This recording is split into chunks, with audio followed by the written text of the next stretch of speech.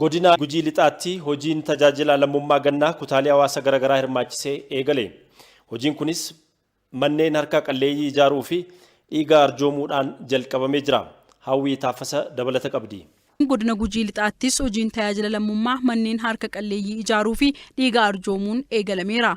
Hojiin tajaajila lammummaa hojii namummaan wal deeggaru waan ta'eef dargaggoonni humnaa fi maallaqa qaban walitti fiduun harka qalleeyyii deeggaraa jiraachuu dubbataniiru. Bara dargaggummaa kanatti nutillee gahee keenya bahuu qabna. Wanni nu kakaase lammummaa keenya nu dhagahamuu qaba. Guyyaan kun guyyaa addaatinaaf maaliif nama tokko gargaarte jechuun waa salphaa miti jechuudha. Jaartii haati kun wanta akka kan harkaa hin qabne waan taateef har'a yeroo kana ijaaru dargaggoon kun dhufee asitti lammummaa isaa itti dhagahame yeroo uf kennine hojjennu baay'ina tola jechuudha. Namoonni deeggarsi taasifamaafii jirus tola ooltota kanneen galateeffataniiru. Qabeenyallee hin qabu, abbaa manaallee hin qabu, ammoo waaqa seenteetu rakkattuu teetii allee waaquma kiyya allaa adda adda olbaatiyyaa biyya kiyya immoo bulchaan kiyyallee nan lakkinne immoo.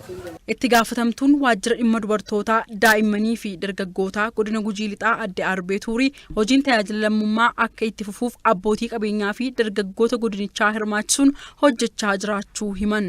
Abbootii qabeenyaa iddoo jiranutti hirmaachisne yeroo haala dubartoota haala rakkisaa keessa jiranii daa'imman haala rakkisaa keessa jiran keessattuu immoo dargaggoonni humna qaban hunda duguuganii akka godina keenyatti aanaalee garaagaraa keessatti rakkataa gargaaraa kan jiruu fi waliigala akka godina keessatti wanti jalqabame jira. Ammas hojjetamaa itti fufa. Kanaan booda ammoo caalaatti kana caalaa akka hojjetamu nullee cimnee hojjanna. Dargaggoonni keenyallee nu faana jiru. Bulchaan godina Gujii Lixaa obbo Abarraa Buunoo hawaasni itti fufiinsaan tajaajila lammummaatiin wal deeggaruu akka qabus dhaamaniiru. Dubartiin deettommoon dhiiga dhabdee kaatee odoo dhagginu lubbuu isii dabariisan jiru. Dhiiga kenninee kaanee lubbuu isii baraaruun nurra jiraate. Harka qalleeyyii keenya haadhotii keenya abbaa warraan kan ijoollee abbaan kan haa gargaaruuti manatti ijaarruuti. Isin ammoo ollaadhaan nama midhaan hin qabne harka qal'aa hamma nyaatee buluu hin dandeenye waan nyaatturraan bitee tokkollee ta'u cassii kenniif.